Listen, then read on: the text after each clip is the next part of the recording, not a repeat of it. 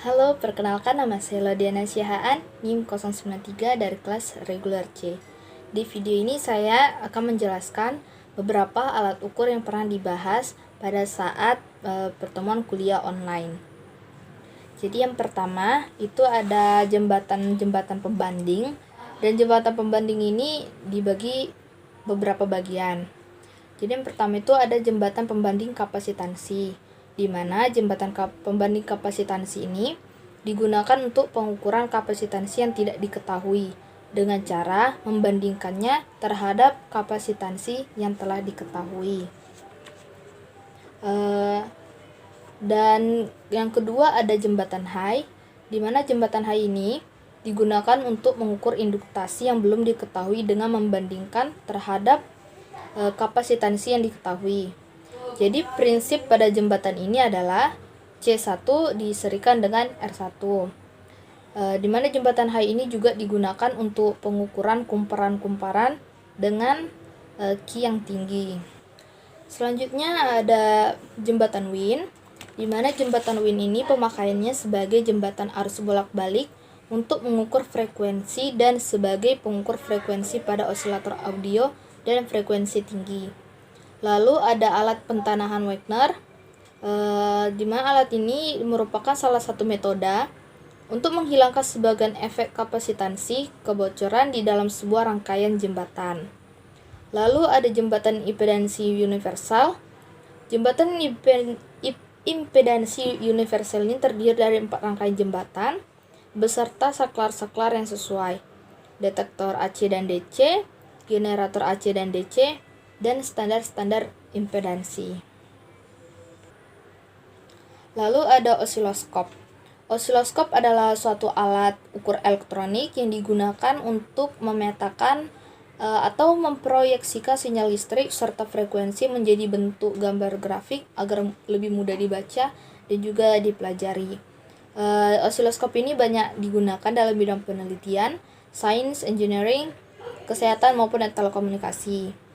Dan secara umum osiloskop ini juga berfungsi menganalisa besaran yang berubah-ubah terhadap waktu yang ditampilkan pada layar untuk melihat bentuk sinyal yang diamati.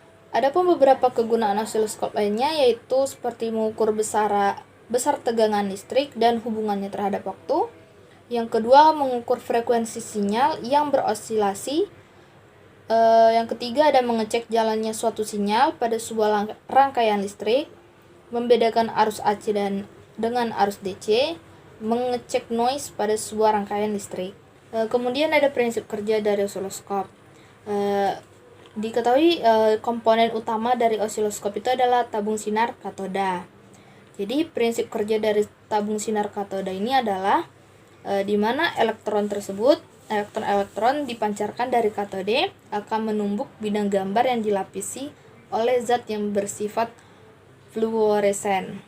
Selanjutnya ada GPS atau Global Position System. GPS ini adalah sistem untuk menentukan letak di permukaan bumi dengan bantuan penyelarasan sinyal satelit. Fungsi GPS ini ada beberapa, seperti dalam bagian militer itu digunakan untuk keperluan perang, seperti menganalisis adanya bom. Selanjutnya ada juga navigasi, atau digunakan sebagai alat navigasi seperti kompas, sebagai sistem informasi geografis, sebagai pelacak kendaraan, dan pemantau gempa, dan ada beberapa fungsi lainnya. Lalu GPS ini terbagi menjadi 2 jenis, ada GPS navigasi dan GPS geodetik. Ada psikrometer.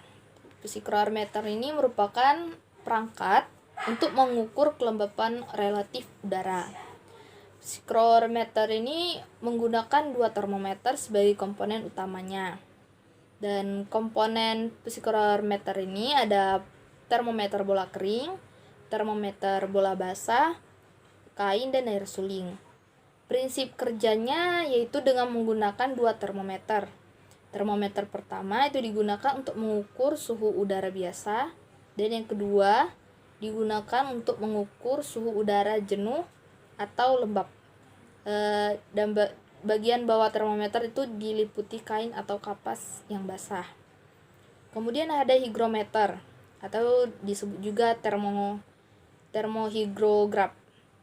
Higrometer ini merupakan sebuah alat ukur yang dapat mengetahui tingkat kelembaban pada suatu tempat atau lingkungan.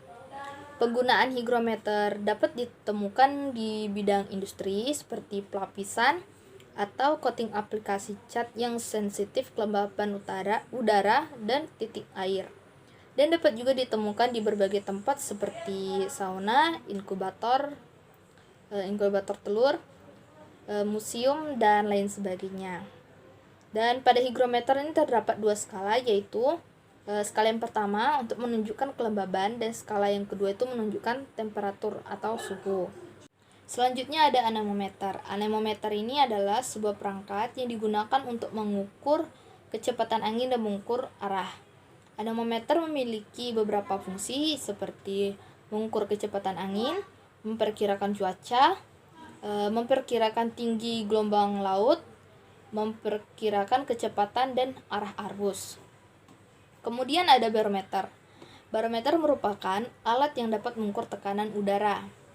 Hal ini memungkinkan peramal cuaca atau ilmuwan memprediksi cuaca itu lebih akurat hingga cuaca ekstrim. Dan barometer ini memiliki beberapa jenis seperti barometer bejana laut, barometer anaeroide, dan barograf. Dan ketiga jenis ini memiliki kelebihan dan kekurangannya masing-masing. Selanjutnya ada aktinograf. Jadi aktinograf ini merupakan salah satu alat meteorologi yang digunakan oleh pengamat cuaca untuk mengukur intensitas radiasi matahari total. Prinsip kerja dari alat ini itu adalah perbedaan panjang akibat adanya temperatur. Kemudian bimetal diatur sedemikian rupa sehingga bila kedua lempengan logam berada pada temperatur yang sama, maka pena itu akan menunjukkan angka 0. Kemudian jika terdapat radiasi matahari yang mengenai lempengan-lempengan tersebut, lempengan yang berwarna hitam akan menyerap panas lebih banyak sehingga logam hitam tersebut lebih panjang dibandingkan dengan logam berwarna putih yang sifatnya kurang menyerap cahaya. Ada juga Campbell-Stokes. Alat ukur ini merupakan alat yang digunakan untuk mengukur lama penyinaran matahari pada suatu periode tertentu yang dapat ditentukan dalam satuan waktu atau jam atau juga persen. Prinsip kerja dari Campbell-Stokes ini adalah sinar matahari yang tepat jatuh pada sekeliling permukaan bola kaca pejal akan difokuskan ke differences permukaan kertas pias yang telah dimasukkan celah mangkuk dan meninggalkan jejak bakar sesuai posisi matahari saat itu. Jumlah komutatif dari jejak titik bakar ini yang disebut sebagai lama penyinaran matahari mendukung dalam satu hari dalam satuan jam atau menit. Kemudian ada SLM, itu biasanya singkatan dari sound level meter. Sound level meter ini merupakan alat yang berfungsi untuk mengukur tingkat kuat bunyi suatu kebisingan. Dan sound level meter ini merupakan alat ukur dengan basis sistem pengukuran elektronik. Selanjutnya ada luxmeter. Luxmeter ini merupakan instrumen yang digunakan untuk mengukur kuat penerangan atau tingkat penerangan pada suatu area atau daerah tertentu, di mana hasil pengukuran ini disajikan dalam format digital. Dan prinsip kerja dari luxmeter ini adalah mengubah energi foton atau cahaya yang ditangkap menjadi elektron. Ketika cahaya menyinari sel foto, maka cahaya tersebut akan ditangkap oleh sensor sebagai energi menjadi arus listrik.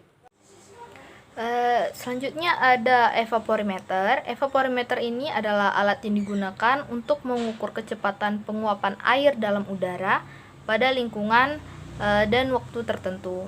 Hasil pembacaannya ini sangat tergantung terhadap angin, iklim, dan debu. Jenis-jenis dari evaporimeter ini ada panci terbuka, ada pitch evaporimeter, dan bagian-bagiannya itu ada panci bundar besar, hook gauge, dan ada steel well, ada termometer air dan termometer maksimum atau minimum, juga ada cup counter anemometer, pondasi atau alasnya, dan penakar hujan biasa. Dimana pada evaporimeter ini tidak dapat mencatat sendiri. Jadi evaporimeter ini merekam penguapan yang terjadi dengan cara membaca angka yang ditunjukkan sesuai dengan tinggi permukaan air dalam panci. Dan satuan dasar dari untuk alat evaporimeter ini adalah milimeter. Demikianlah video mengenai alat-alat ukur yang pernah dibahas pada saat kuliah online. Saya akhiri, terima kasih dan sampai jumpa.